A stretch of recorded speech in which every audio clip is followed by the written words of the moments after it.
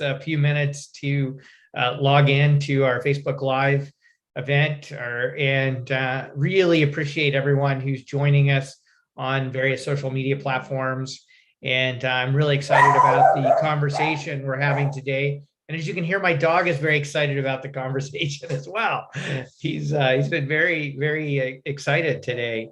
So while you're all logging in, I just want to take a moment to say that I'm joining you from my home here in Guelph. And Guelph is located on the traditional lands of the Adirondack, the Anishinaabe, the Haudenosaunee, and the Ojibwa Chippewa peoples, and is currently the Treaty 3 lands of the Mississaugas of the Credit First Nation. And I just want to reaffirm the Green Party's commitment to the truth and reconciliation process and to dismantling colonialism and systemic racism. And I just want to express such deep gratitude to Indigenous peoples and everything I've learned about how to care for the land, water, the plants, the animals, and the people who live here. And I take those teachings very seriously in the work I do at Queen's Park and in my constituency office. I also just want to say how excited I am to be joined by Mike Morrice, the newly elected MP for Kitchener Centre, who's joining us live from COP26 in Glasgow to give us a little inside information on how things are going with the climate negotiations. And, you know, this is such a vital time when we think about the kind of future we're going to leave ourselves, our children, our grandchildren, our aunts, our nieces, nephews, family members, community members, neighbors, and future generations. Many of you probably know Mike. He was a founder of Sustainable Waterloo, where I first got to know him a number of years ago. I was just so impressed with the work that he's done in the region, but also in 2013, he founded Green Economy Canada. And both organizations are really about how businesses can take a lead in helping to reduce climate pollution and mobilize and catalyze community. And one of the things I really admire about Mike's campaign to be MPP, but also just the work he's done throughout his life, is it's all around building community and empowering people to make a difference in their lives and the lives of their neighbors. So Mike, thank you so much for joining us. And I'm assuming this is your first COP, but have you been to a COP before? And can you maybe explain what COP is for folks who may not know?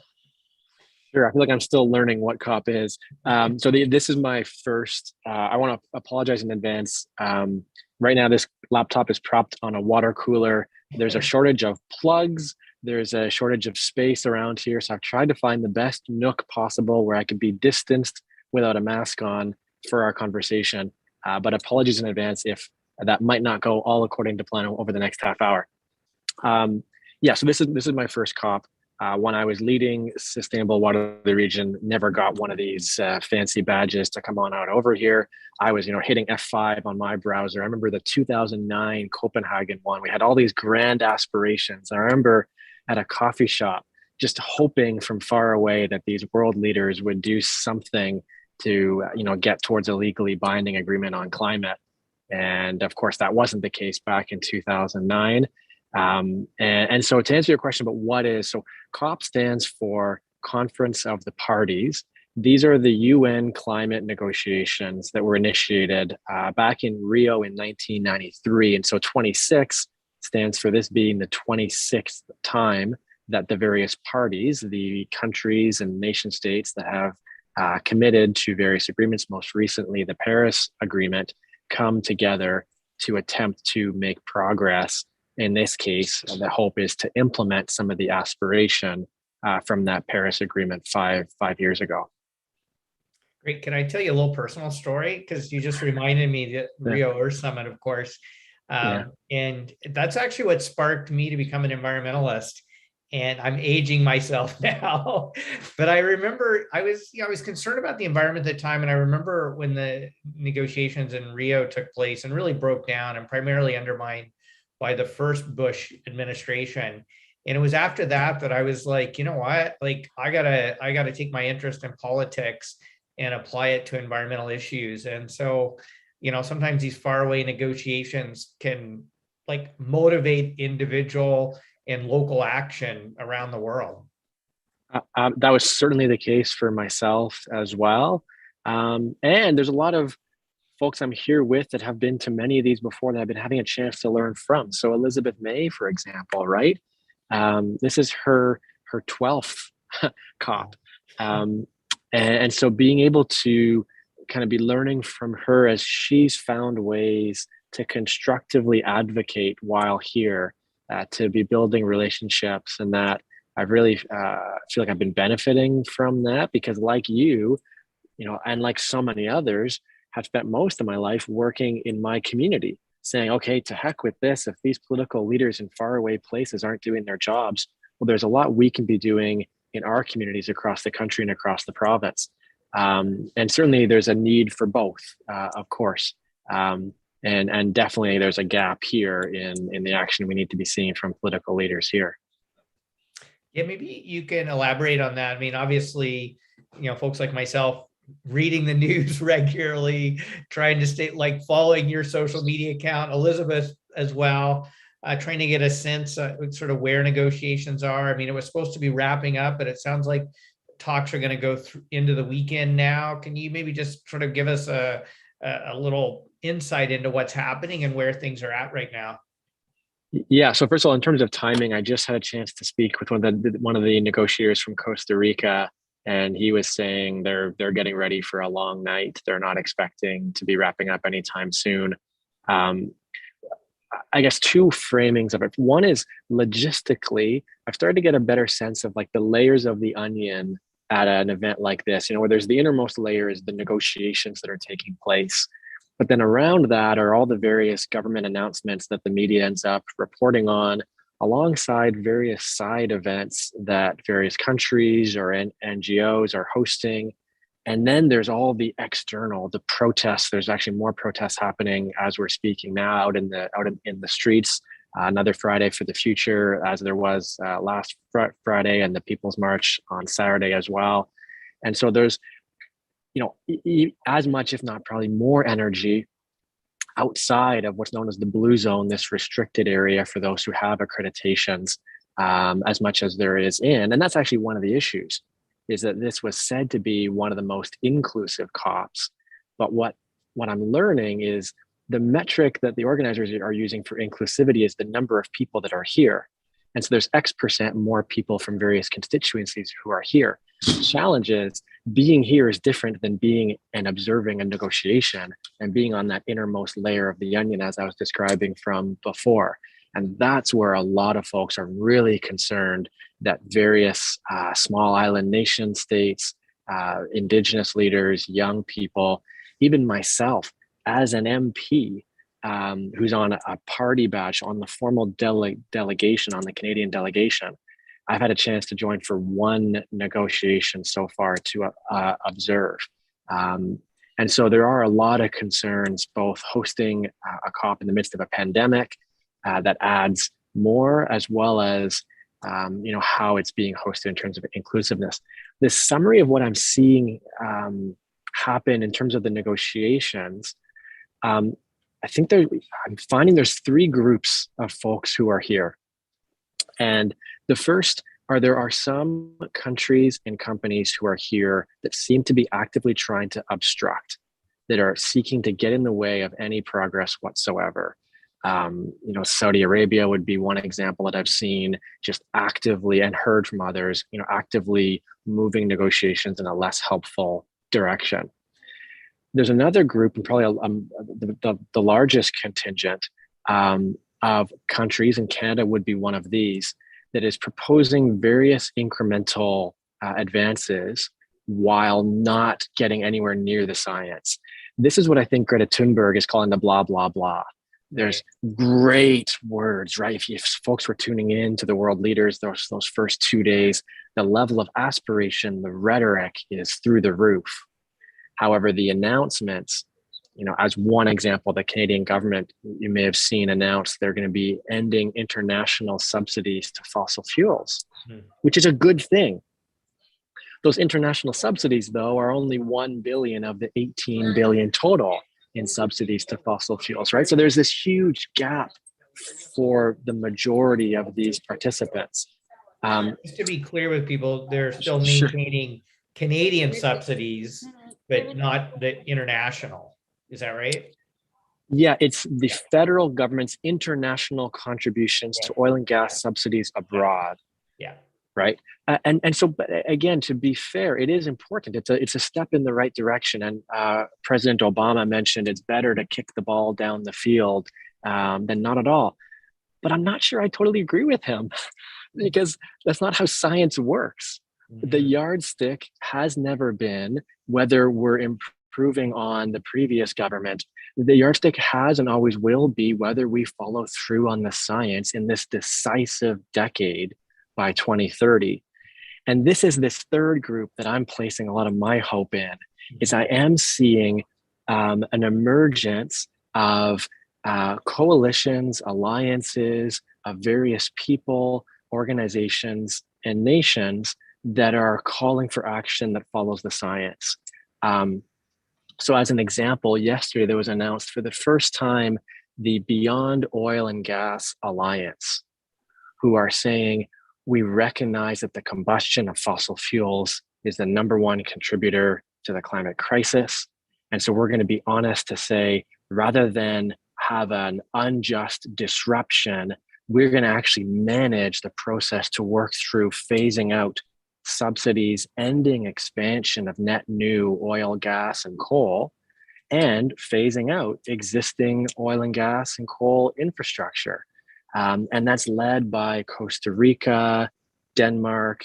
Quebec is a signatory to the Beyond Oil and Gas Alliance. Um, and so those kinds of, there's a number of parliamentarians, and I'm one of them, who signed on to a call for a fossil fuel free future, who are really giving substance to what it means when we say we need to follow the science. Not because any one person is calling out for that, but because scientists and Indigenous leaders and young people have been really clear this is the last window we've got to do it. Mm-hmm. Mm-hmm. How many other Canadians have signed on by chance? Just That's actually another point of inspiration and kind of hope for me. There are, I believe it's 8 parliamentarians representing 3 political parties. wow, And that's so, of course, fantastic. both, right? Like when we think about the kind of nonpartisan approaches we need to turn down that kind of partisan approach and just focus on the science. Of course, both Elizabeth and I are Sure. signatories. There's a number from the NDP. There's one MP from the Liberal Party, and spoke with someone from another party yesterday, and there's a chance that they might also be signing on. Um, so yeah, seeing that kind of broad support globally and even amongst Canadian parliamentarians and subnational jurisdictions, there's a place for hope here still. Well, that's good because I think some of the news reports I was reading last night left me a bit down, to be honest. That it wasn't looking good for an agreement that actually followed the science, particularly around 1.5 degrees. And so, are you sort of feeling that? Are you feeling there's some opportunity to maybe improve on that as negotiations get extended into the weekend? Well, this is what I'm struggling with too. Even thinking about conversations like these, to have the best fidelity of what am I actually hearing and seeing while here. And so, again, I'll go back to that juxtaposition between what's going to be in the text and what various actors are bringing forward at COP around the text and around these negotiations. So, from the text, what we're seeing, and anyone can go online. You can go online now and see the draft text if you're curious. You can go to unfccc.int and then click through to COP26 documents. You'll see the most recent text. And what a lot of folks are hoping is that, for example, fossil fuels, those words have never been mentioned in the draft text of the 25 Conference of the Parties that have preceded this year.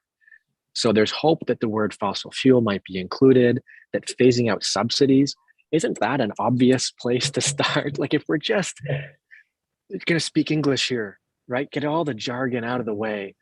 If we're admitting that this is a decisive decade, that this is a crisis we're in the midst of, maybe this is a time we shouldn't be directly using public funds to subsidize. And so there's talk of that being in the text for the first time. The word coal might be in the text as we talk about phasing out coal, replacing with renewables. So I guess I'm trying to get at is that span of what the text might have. There is various, improvements that could be added. Don't expect the text to have anything that says we're going to actually have actions here that follows the science, but there is still bands of improvement that can be made in the next 12 hours. And then the implementation I mentioned before, there's talk of like, what are the carbon markets going to be, rules going to be on carbon markets. That's what folks are negotiating as we speak to improve. That's what's called Article 6 of the Paris Agreement. They're fine tuning the details of what's going to be in that. Again, a lot of concerns about what that could be. So it is important what negotiators are working on right now, but to not set false hope. A lot of where I'm seeing even more optimism is in some of these alliances happening outside of the formal text. And can you maybe just go into some of those alliances? Because I think, those of us back at home here, we could use some hope, to be honest with you. Doug Ford's just announced that, he is determined to build 2 400 series highways, which, in Ontario's case is like the equivalent of building pipelines, really. And so I think those of us in Ontario could use some hope. So can you provide us with some? Well, I don't want to give false hope. So I want to be realistic and honest with you that it is concerning to me that the text isn't going to follow the science, and we need to continue to advocate for more. That we're running out of time to follow through on the slogan of keep 1.5 alive. That's got to continue to be the aspiration for future generations, and it's a concern that we're finally talking about carbon pricing, but not at the pace that science requires. In terms of answering the question about so first of all, the number of young people who are here, who are calling this out, both in the Canadian delegation and out in the streets. My most inspired, hopeful day was Saturday of last week. I couldn't find the end of the march. It went on and on and on. It was families, it was seniors, it was young people, and there was a shared clarity that that this is the chance to move past the rhetoric and the blah blah blah, and to hold our leaders to account. And I think we need to give that due, because that's where we're going to continued public pressure to see, in Ontario, as we know, there's an election coming up in a number of months' time.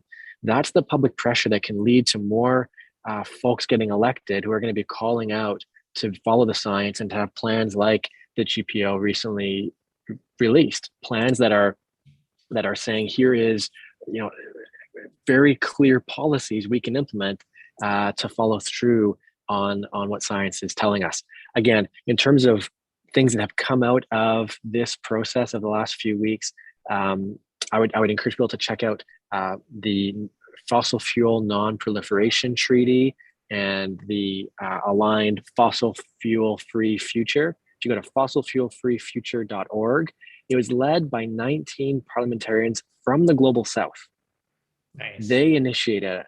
People like myself are following their lead to be calling for a fossil fuel free future and signing on to some pretty ambitious calls to say no more exploration of net new, phasing out. We need to leave fossil fuels in the ground over the long term. It makes no economic and no ecological sense to continue to pursue it, because we're seeing the realities of extreme weather events and the science has made that clear. And we need to be shifting and transitioning our budgets and our policies towards a future that aligns with 1.5. And then a second, again, I'll mention the Beyond Oil and Gas Alliance. I'm not sure the website offhand, but if you were to Google that, you'll see a good dozen or more national and subnational jurisdictions. Watch the press conference. That's on the UNFCCC website. I get hope from hearing some ministers from places like Costa Rica, for example, being honest and clear. How refreshing. And I think that's a place to put some hope. And obviously the oil and gas sector, is representatives are there. and Greta's called them out more than once over the last couple of weeks. Yeah. But are there other sectors of the business community, in green technologies, renewable energy, et cetera, that are at COP as well and making the business case to go fossil fuel free? Yeah, to some extent. Let's also be honest. What I've understanding is those who've done the research. It's 503 people that are representing fossil fuel industry interests here, and they represent the largest delegation, larger than any country. I think Canada sent 276 on our formal delegation, and so need to recognize that those are people that likely have a different interest. Alongside, we've got a lot of labor representatives here who have been calling for a just transition. That this is the opportunity to prioritize workers now, to prioritize workers who are on the front lines, who are working in the oil sands as pipe fitters, for example. We need to be ensuring we provide a just transition for them over the coming years, and that that's where we need policy to be putting them first and foremost. And then also, Mike, you're absolutely right. There is, in these various pavilions, so many clean technology folks who are also here who are saying, why do you think the cost of solar is going down the way it is? The cost of wind that's going down the way it is. And I empathize because they've been able to do it while the subsidies to renewables and the clean economy are still being exponentially surpassed by those to fossil fuels. Imagine what we could do if we were subsidizing the clean economy, and entrepreneurs who have the next idea around energy storage, around renewables, around insulation, whatever the case, right? And so that's also, I think, an important reason for this event to happen is for those folks to come together. That ecosystem of clean technology needs a place to thrive also, while also recognizing we need policy. They're not, I don't hope that entrepreneurs on their own, as a social entrepreneur myself, recognizing that we need the rules of the game to put in a place that allows us to be successful. Oh yeah, I mean, as an entrepreneur myself, that's why I started getting involved in politics. There's only so much entrepreneurs can do if government policy is either not going to be supportive or even sometimes be actively hostile. Yeah. So, Mike, I can hear voices around you, people moving in. So maybe we should work to wrap up. Are they going to let you give like just a closing thought before you have to move on? That person looked like they had security clothes, so I don't want to get you in trouble. I think I'm okay. I think that was someone looking to get some water, actually. Oh, gotcha. But you would like to do a bit of a wrap, Mike? Yeah, why we should probably wrap up anyway, Mike. So just some parting thoughts of, maybe your experience, what you think may happen over the next little while. Just anything you want to say to wrap up. Well, just something that so much of this, of course, is about where power lies in this transition. And both the formal and the informal, both those that are in the streets calling out for more and those who are elected representatives and ministers. It's been encouraging for me. There's a number of states who often, or actually all the cases, have proportional representation. And so I've spoken with, ministers from New Zealand who are Greens, here in the Scottish Parliament as well, in Sweden. And so it's been interesting for me to see the number of Greens in coalition governments around the world, but particularly, recognizing that we do have a provincial election coming up. This is where it gets real, is, bringing alongside, new Greens alongside you, Mike, at Queen's Park, who are going to be looking to push for action that follows the science. We need civil society in the streets. We also need people who are in elected positions to be calling government to account, and over time, even sitting in government to be that minister in the negotiation room that is saying, that's not good enough. Going back to states like Costa Rica from before, who are pushing for more. And so, for anyone who's thinking, how can I get involved and be a part of this? Because I have that same sense of, this COP process feels so inaccessible. What is very accessible is volunteering in our communities, whether it's with the Green Party of Ontario or with various nonprofits and civil society, that's how we get the change. It is, I learned, with you knocking on doors, it really is one conversation at a time. If you look at what happened in Kitchener Center, it was thousands and thousands of conversations, hundreds of people that added up to, my having this one voice.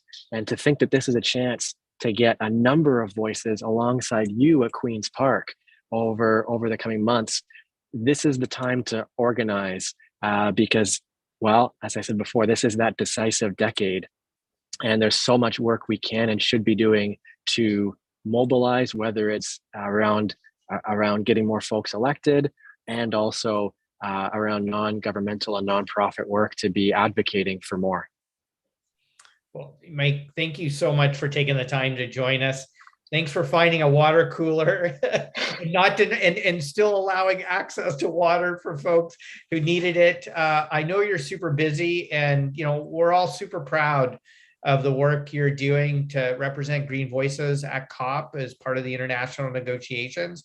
And I just, as always, just deeply admire what clearly is the networking and work you're doing with all kinds of different individuals, organizations, and people from around the world to strengthen that green voice to follow the science. So thank you. Well, like I said, I'm learning from the best alongside Elizabeth here, who's been showing me the ropes and following in the footsteps of someone like yourself.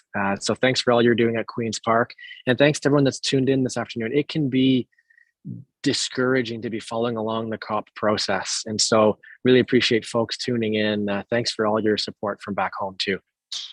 Great. Keep up the good work, Mike. Appreciate it. Take care. Okay. Bye for now.